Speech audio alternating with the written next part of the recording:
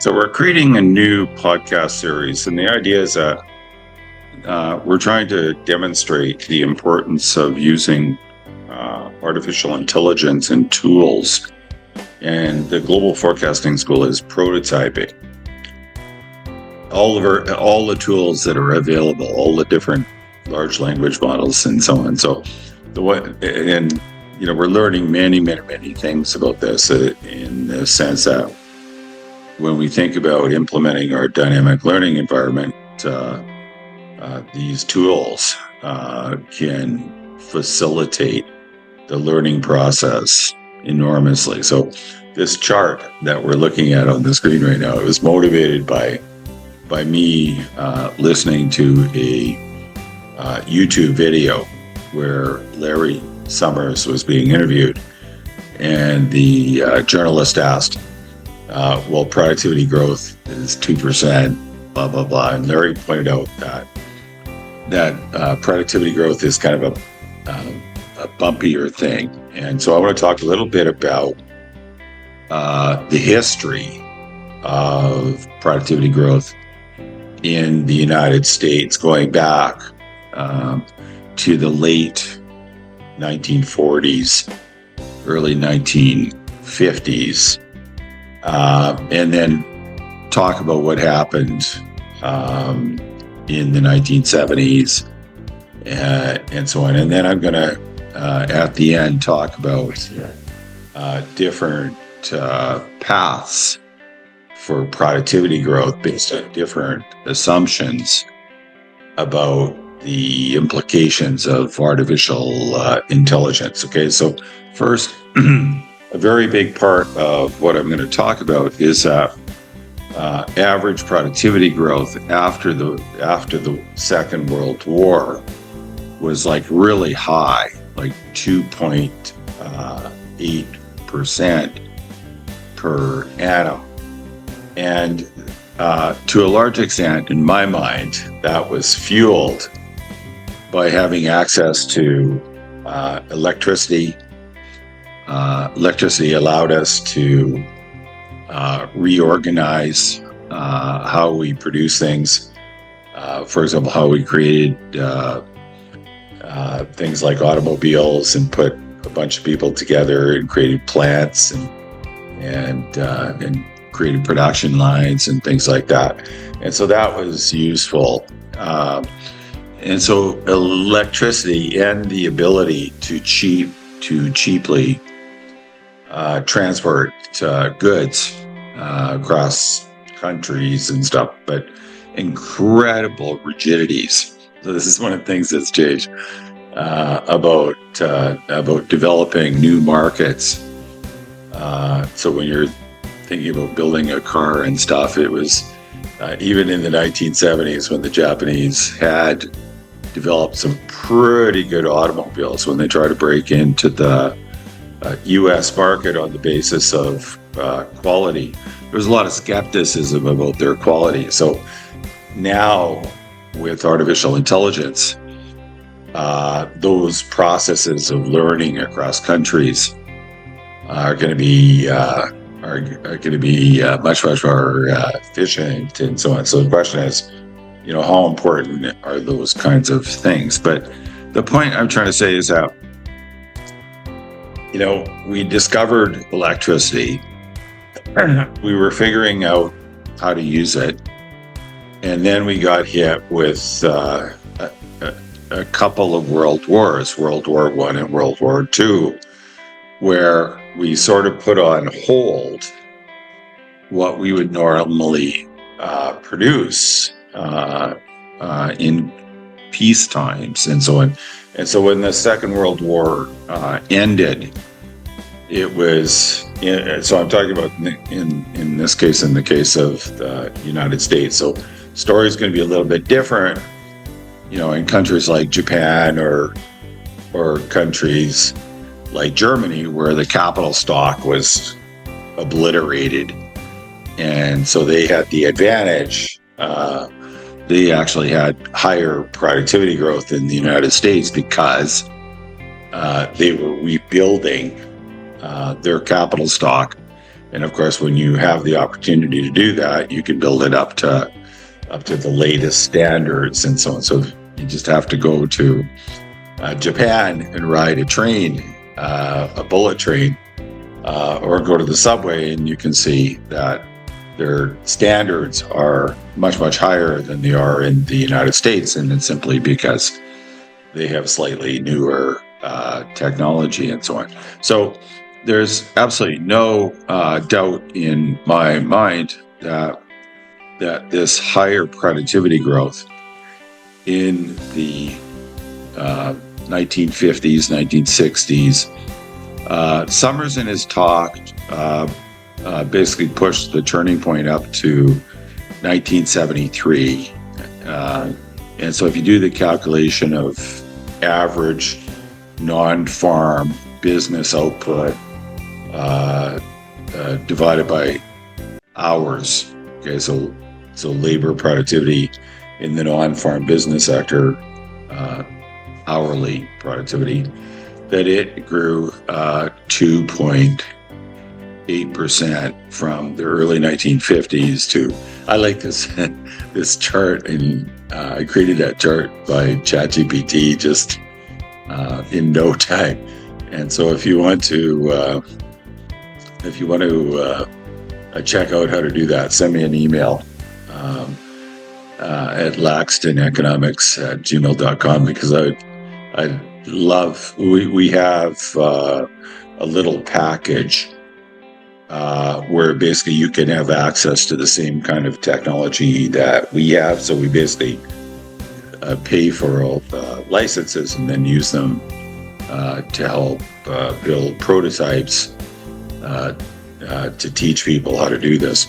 So what happened? So obviously we had this, let's describe it as low-hanging fruit. You have cheap access to energy like electricity and fossil fuels. And obviously, you know, once you discover that, then you start producing things like automobiles and different types of household gadgets and things to make our life easier and so on. Even disposable diapers. When I had my children, we didn't have disposable diapers, and so just the idea that we'd have that. But we did have washing machines and dryers, and that was a big step up from our mothers and our that didn't have that. Now, okay, so what happened? Well, productivity slowed down to about 1.8. So it fell like a full percentage point.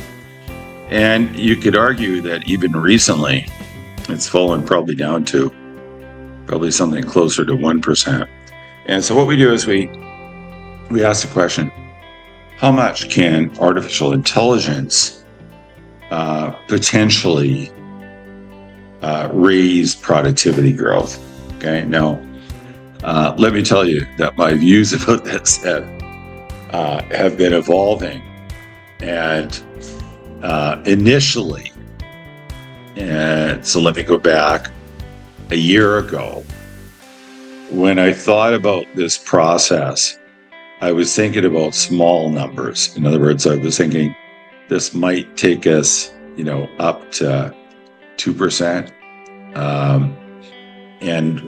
And the idea was that basically we would have these level effects of productivity gradually phased in over time, but there would be extreme resistance to deploying artificial intelligence because of the problems of making data secure, that people in public and private sector institutions don't want to share their data, and they're wary of this technology.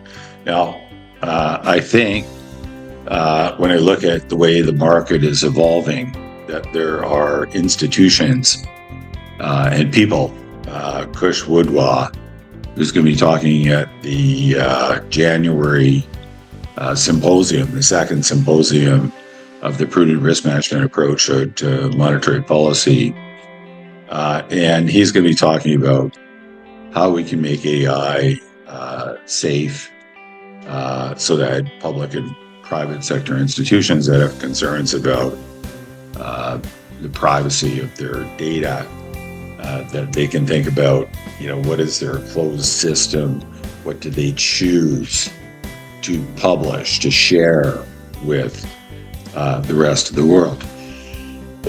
And so that's kind of if that this is a good example about the problems with the base case scenario, in the sense that there's not a lot in history that's no estimated model is going to tell us anything useful here on these time series data that we're looking at the screen, kind of tell us about these possible regimes or scenarios that we could be considering. One is that you could say, if you wanted to tell a very simple story, is that artificial intelligence will be like electricity. And so again, remember, productivity growth was 2.8 during the periods following the Second World War up until 1973. And so one could imagine a scenario where we had 3% productivity growth. Now, there's another way of arguing 3% productivity growth as being a good, sensible forecast. And the answer is this. If you believe that you need 3% productivity growth to create both fiscal and financial stability, so if you believe that is the case, then, in other words, to be able to generate the revenue to deal with the unstable debt dynamics. Government debt currently is about 100% of GDP in the US. And if interest rates were to rise, this could be like catastrophic. So having higher productivity growth, having higher tax revenues and so on could help deal with these unstable debt dynamics. Now, a very important part of that issue is what happens to the economy, to an economy where there's already a massive bubble in equity prices and probably a pretty big bubble in property prices. This depends a lot on these scenarios for the effects of AI and productivity, because you might say that the bubble doesn't exist under some scenarios where productivity growth has to rise. But I'm not going to be considering any of those kinds of scenarios that have crazy numbers for productivity growth that have been mentioned, like 10 times and so on. I don't believe those kinds of estimates are plausible. But I could see, as I plotted on the screen, I could see 4% growth. I do believe that is achievable if governments were to take the steps to more efficiently use the resources that they have at their disposal. So what would be in that 4% scenario? You'd have a situation where the government realizes that with the decline in the working age population and with the potential to get much more productive, that they obviously can save a lot of resources that they currently use in the public sector. So you can downsize the public sector massively, and so on. And that's to free up desperately the resources that are going to be required in the private sector in countries like, for example, like Japan and Germany and most of the advanced economies are facing this aging crisis. It's only a question of degree. So they can get the labor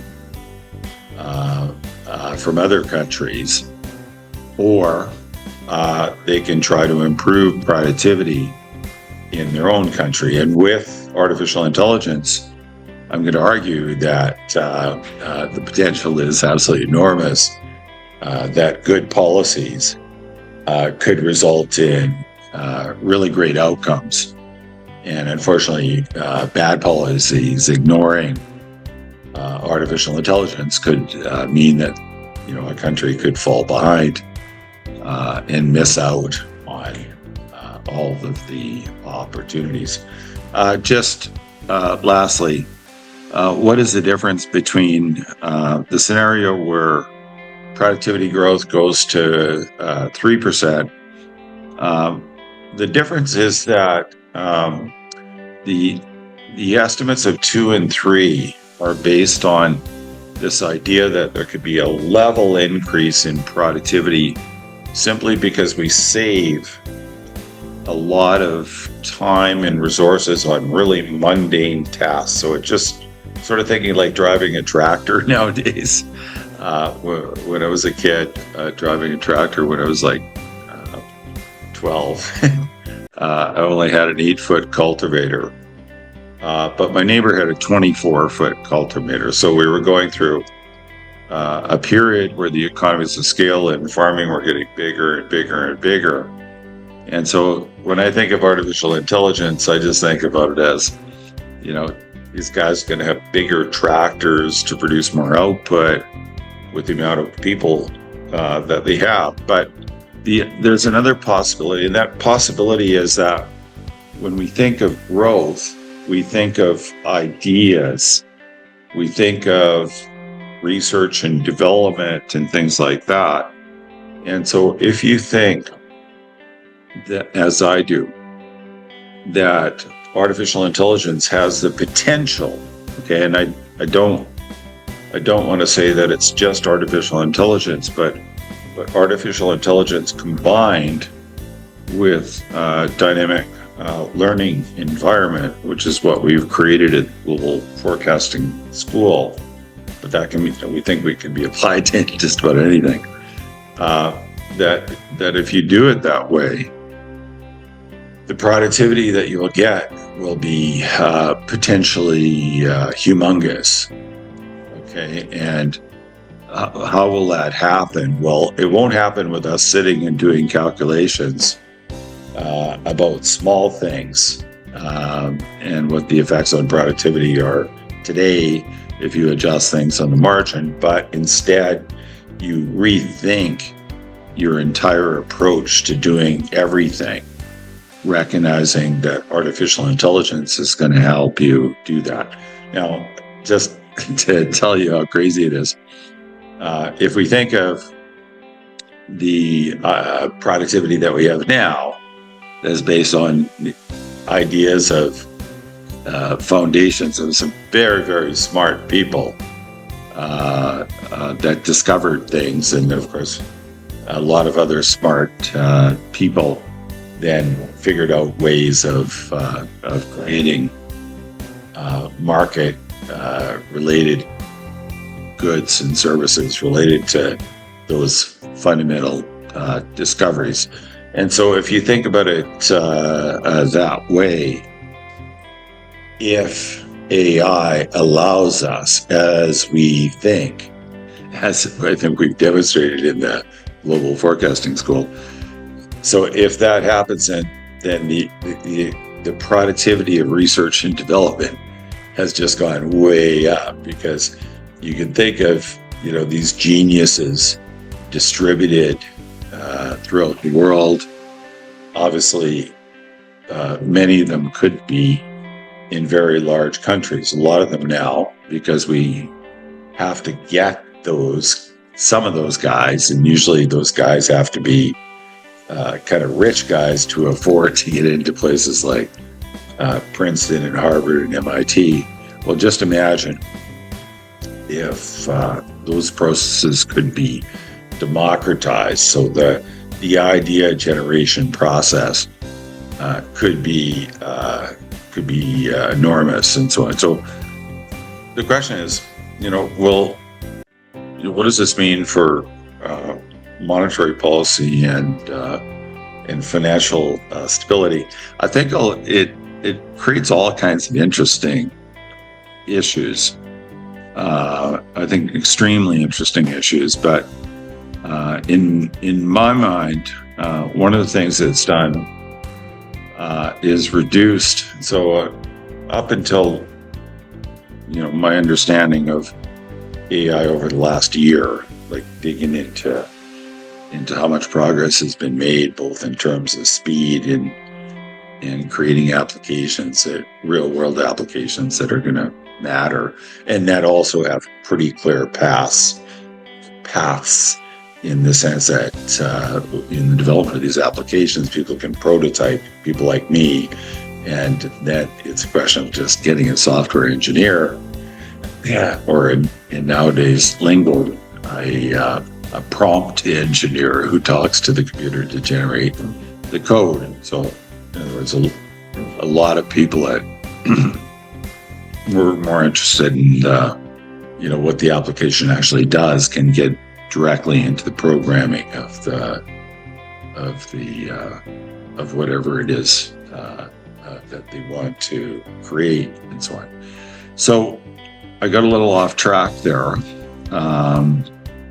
As usual, getting old. But the important thing is we're going to be talking about a lot of this stuff. Second symposium at the Central Bank of Armenia. It's a Zoom, actually a hybrid format. And we've got some wonderful speakers. January 22nd, we have Rick Vendel.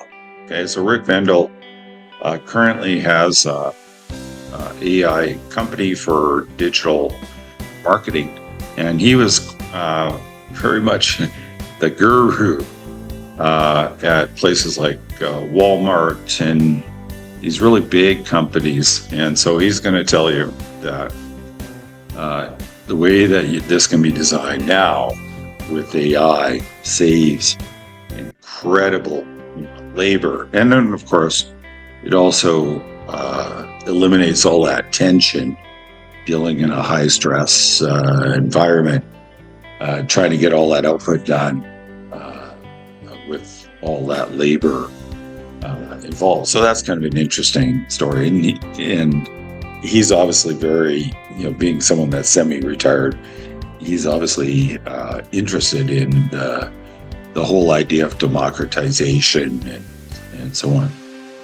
We also have Kush Woodwa that is developing some, effectively, the Global Forecasting School Assistant, which is somebody just think of as kind of embodying all the knowledge that we think we know, as well as knowledge about how we reason, by trying to attract the best of the best in the area of monetary policy to create the foundational training of an AI large language model. And so we'll be demonstrating what our training of the model is, and what is training based on other people's views. And so you can kind of compare our foundational knowledge by all the things that we published, and you can compare it to alternatives. And you can ask, obviously, artificial intelligence to compare the differences. Who's been infected by our training? Who's been infected by other training? So January 22nd, you can sign up at the Better Policy Project. January 23rd is just about reviewing how the prudent risk management approach has worked over the last year. And we're very honored to have Bill White, who was at the BIS. So he's, again, retired now. And he was there during a period where they argued that there was very serious concerns about financial instability before the global financial crisis. So we'll be very happy to hear Bill's analysis of where financial stability issues stand today, and can the approach of Mark II be helpful? So betterpolicyproject.org, that is the betterpolicyproject.org, provides information about how to sign up. We have a limited Zoom license, so I'm told that the sooner you sign up, the greater the chance that basically you'll be accepted. By the way, Happy New Year. Happy 2025.